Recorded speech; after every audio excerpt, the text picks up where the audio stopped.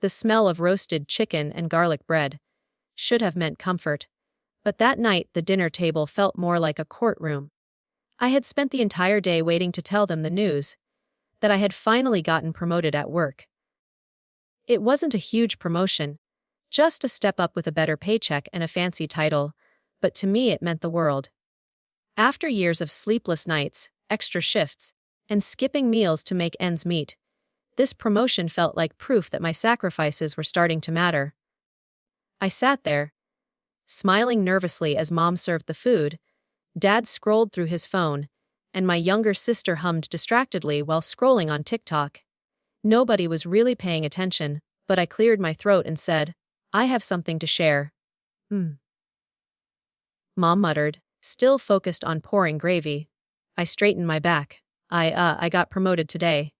They made me team lead. More pay, more responsibility. I thought you'd be proud. I expected at least a nod. Congratulations. Maybe even a rare smile from Dad. But what I got was a silence so heavy it pressed down on my chest. My sister didn't even look up from her phone. Dad finally set his fork down, leaned back in his chair, and narrowed his eyes at me. "Promoted, huh?" he said slowly, as if the word tasted bitter in his mouth. "Wes." I tried to keep my voice steady. "It's not huge, but it's something. I'll finally be able to get out. Leech." His voice exploded like thunder, shaking me to the core. The fork in my hand clattered against my plate. My mom froze, staring at him like she couldn't believe what he just said, but she didn't defend me either. My sister snorted under her breath, muttering something like, "Finally, he said it." I stared at Dad, my mouth open. "What? You think a promotion makes you special?" he snarled. "All these years, living under my roof, eating my food, wasting electricity. You've been a burden since the day you started working. A leech, sucking off this family with your pathetic little job. Team lead," he scoffed. "Big deal. You'll still never be anything." My heart shattered. I couldn't even swallow my food anymore. My throat felt like it was closing. I had been paying part of the bills since my first paycheck, helping with groceries, even covering my sister's tuition once when she needed it. And yet, here I was, reduced to nothing more than a parasite in his eyes. "I pay the bills too," I whispered, my voice trembling. "I helped when." "Don't you dare." His fist hit the table, making the plates jump. "You don't help. You repay scraps for everything we gave you. You're lucky we kept you this long." I pushed my chair back, my legs weak. The room spun with humiliation. Mom avoided my eyes, pretending to adjust the salt shaker. My sister was smirking now, as if enjoying the show. And Dad just sat there, glaring at me like I was a stranger who had overstayed his welcome. I left the table without another word, holding back tears until I was behind my locked bedroom door. I pressed my face into my pillow, muffling the sobs. The promotion, the pride I'd felt, all of it dissolved into ashes. 2 days later, I came home from work and noticed my desk was empty. My laptop, the one I bought secondhand with 3 months of savings, was gone. Panic surged through me. I tore the room apart, searching every corner, even checking the living room in case someone had borrowed it. "Mom," I called out, breathless. "Did you see my laptop?" She hesitated in the doorway, wringing her hands. "You should ask your father." My stomach dropped. "Why? Where is it?" That night, Dad came home humming like nothing was wrong. When I confronted him, his expression was unapologetic, almost smug. "Oh, I pawned it," he said, casually, tossing his shoes off. "Got $300 for it." The air left my lungs. "You what? That was mine." "I worked for that. And I work for this house," he snapped, cutting me off. "Everything under this roof is mine. Don't forget it. You think you own things here. Wrong. You don't own a damn thing." I wanted to scream, to fight, to tell him how much that laptop meant to me, not just as a piece of metal and wires, but as my window to opportunities. My late night study partner. My ticket out of the cycle of struggle. But the words lodged in my throat. I stood there trembling, my fists clenched so tight my nails dug into my palms. My chest burned with helpless rage. He had taken the one thing I had worked for, the one thing that belonged to me, and sold it for pocket change. That night, as I lay awake staring at the ceiling, something shifted inside me. A quiet, simmering fire took root. They could call me a leech, strip me of my possessions, laugh at my struggles. But I swore to myself, I would never let them break me again. If I was a leech in their eyes, then I would become the kind that survives anything, quietly, relentlessly, until one day I'd prove them wrong. And when that day came, they'd regret every word, every betrayal. The weeks after the laptop incident blurred together. I went to work, came home, and buried myself in long hours of overtime. I started eating dinner alone in my room, headphones on, pretending the laughter from the living room didn't exist. My father didn't speak to me unless it was to criticize. My mother's eyes darted away whenever I entered the kitchen. My sister rolled hers as if I were the family embarrassment. Still, I tried to hold on. I told myself they're family. Families fight. Maybe things will get better. So I continued helping in the only way I knew how, by paying bills. When the electricity notice came, I paid it. When the internet was about to be cut off, I covered it. I even sent money to my sister's bank account when she texted, "Need a little help for books, can you?" She never said thank you. But I told myself it didn't matter. It was love. December crept in with its frosty mornings and faint smell of pine candles from the neighbors' windows. Christmas had always been bittersweet for me, but this year I longed for it more than ever. Maybe the holiday would soften them. Maybe we could have one peaceful night together, eat cookies, exchange small gifts, pretend we were normal. I imagined walking into the living room with a bag of gifts I'd carefully saved for. A new scarf for Mom. A gadget for Dad. Earbuds for my sister. I imagined their surprise, maybe even their smiles. But as Christmas Eve drew closer, something gnawed at me. There were no decorations in my room, no invitations, no "what are you bringing?" from Mom. The living room tree glowed beautifully, but nobody said a word to me. Finally, I asked one evening, "So what's the plan for Christmas dinner?" The silence that followed was deafening. Dad didn't even look up from the TV. My sister snorted into her phone. Mom fiddled with her apron string before finally saying softly, It's just family this year." "I'm family," I said, my voice trembling. That's when my sister laughed outright. "Not really. Not when you're a loser." The word hit me like ice water. I turned to Dad, hoping he'd shut her down, but instead he smirked, as if amused. "Yeah," he said flatly. "Christmas isn't a place for losers." My breath caught. I felt my chest cave in, my skin prickling with humiliation. Loser. The same person who had been paying their bills, keeping their lights on, was now the one being cast out. Mom wouldn't meet my eyes. She whispered, "Maybe next year, sweetheart." But it was empty. A lie to soothe her conscience. I walked back to my room, shut the door, and sat on the bed with my head in my hands. The Christmas lights outside my window blinked mockingly, each one a reminder of the family joy I was barred from. I had gifts hidden in my closet, wrapped in shiny paper. I stared at them, the tape neat, the bows crooked but heartfelt. I wanted to throw them out the window. On Christmas Eve, the sound of clinking glasses and laughter floated through the walls. I ate instant noodles in silence, staring at the tiny plastic fork in my hand. The taste was salt and shame. For the first time in my life, I truly realized something. I could give them my money, my time, my entire soul, and they would still see me as nothing. That night, instead of breaking, something hardened inside me. The hurt was still there, sharp and raw, but beneath it, a seed of resolve sprouted. If I wasn't family to them now, I decided I never would be. And maybe that was okay. Because one day, I would build a life so full, so rich, that their rejection wouldn't matter. One day, I'd sit at my own Christmas table, surrounded by people who chose me, not people who tolerated me. And when they finally looked for me again, as I knew they would, it wouldn't be because of love. It would be because of need. And that would be the day they'd see what it felt like to be unwanted. The days after Christmas were the coldest I'd ever felt. Not because of the weather, but because of the emptiness inside me.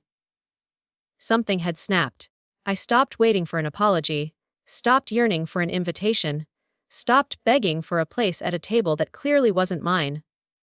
Instead, I buried myself in work. I volunteered for late shifts. I signed up for every training course my company offered, staying up until 3 a.m., watching online tutorials, filling notebooks with scribbled strategies and ideas. I studied leadership, communication, finance, subjects I'd once thought were out of my reach. My laptop was gone, but I borrowed old office equipment, sometimes even worked off my phone, clawing my way forward with pure stubbornness. Every insult they threw at me, leech, loser, burden, echoed in my head, fueling me like gasoline on a fire. If they thought I was nothing, then I'd become something they couldn't ignore. By spring, my boss noticed. "You've changed," he said one morning after I gave a presentation. Sharper, more confident. "Where's this coming from?" I smiled faintly. "Just hungry." Sir, hungry was an understatement. I was starving, for respect, for independence, for proof that I was worth something. Months rolled into years, and promotions came. First, a small raise, then, a team lead role. Then, manager. Each step brought new challenges, but I met them head on, armed with the scars of rejection that had taught me resilience. For the first time, people looked at me and saw someone reliable. My team respected me. Colleagues sought my advice.